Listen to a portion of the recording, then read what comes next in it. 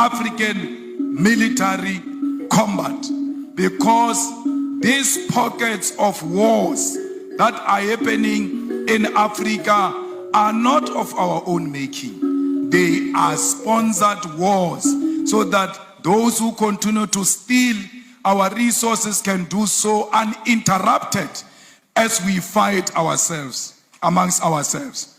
So we need a military, a common defense system, the African High Command that will ensure the stability and security of Africa. We want one currency for Africa, because our currency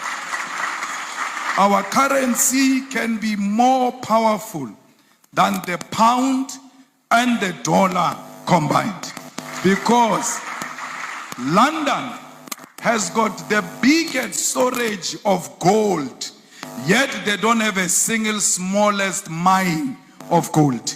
Their economy is based on our minerals. And if we safeguard our minerals and protect them and say out of these minerals, we are producing a currency that is going to compete internationally. Burkina Faso, Mali, and Niger are changing their history with a NATO-style military operations. This land has bled for years, for centuries. Empires rose there, but kingdoms fell there. And in these modern times, foreign flags replaced African crowns. The Sahel became a battlefield, not of its choosing. For more than a decade, the Sahel has been drawing in violence. Terror groups crossed borders freely. Villages were erased overnight. Children became refugees in their own homeland. Banned markets were seen in Mali. Mass funerals were witnesses in Burkina Faso. Nigerian soldiers carrying foreign comrades. Yet, foreign armies came. Bases were built, flags were raised, promises were made, but the blood kept flowing. Thousands were killed, millions displaced, entire region abandoned by the state. Security was outsourced, sovereignty was negotiated, and the people paid the price. Then came in the rapture. Soldiers, sons of farmers, brothers of victims, said enough. Mali, Burkina Faso, Niger, 3 coups, 3 nations rejecting the old order. To the west, they were juntas. To their people, they were screams of survival. In September 2023, history shifted. The alliance of the Sahel states was born. AES, Mali, Burkina Faso, Niger. Not an economic club, not a diplomatic talking shop, but a survival pact. An attack on one will be an attack on all. The enemy did not respect borders, so why should the defense? Terror groups moved from Mali to Burkina Faso, from Niger to Mali. Exploiting division, the AES Joint Army was created to end that advantages. The AES was also created to share intelligence, joint operations, unified command, African-led security. This was not NATO. This was not France. This was African standing guard over African soil. Every inch of security in the Sahel is paid for in blood. For years, ECOWAS, once a symbol of West African unity, chose punishment over dialogue. Sanctions, border schools, threat of military interventions were given to AES states. Against Niger, ECOWAS threatened war. African soldiers against African soldiers. For the AES, ECOWAS became an extension of external pressure, not African reality. The African Union spoke softly, concerned, cautious, divided. They warned against unconstitutional changes, yet remained silent on foreign military failures. Africans stood at a crossroad, order versus survival. The AES Joint Army is not perfect. It is young, it is under pressure, but it is Africa. For the first time in decades, the Sahel is attempting to defend itself on its own terms. History will judge them, but one truth is undeniable. No one values African blood more than Africans themselves. The Sahelian countries of Mali, Niger, and Burkina Faso have today unified their armies as one with over 10,000 combat forces ready to liberate Sahel countries from all terrorist activities. Leaders of the AES handing over the banner of the unified forces, the transitional president, head of state, supreme chief of the army, and president of Confederation of the Sahel States, AES, His Excellency, Army General Assimi Goïta, presided over the solemn ceremony of handing over the AES Unified Force banner to the AES on 10 December 2025 in Bamako.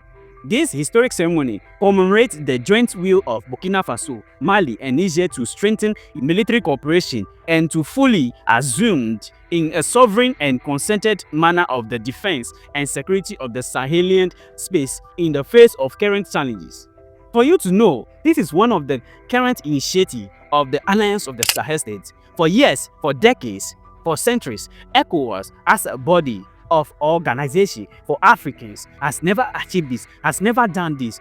We only hear of NATO, France, and others being on our soil, but not African people.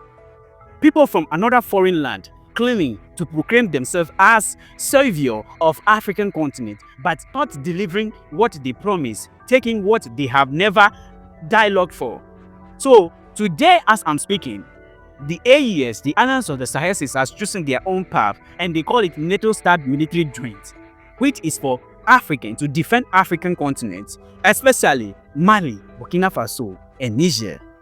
And this is one of the greatest things I think the AES is doing in their country. Guys, this is the information that we are seeing. What do you think? What's your opinion? Whatever it is, drop your opinion in the comment section. Thank you for watching this channel.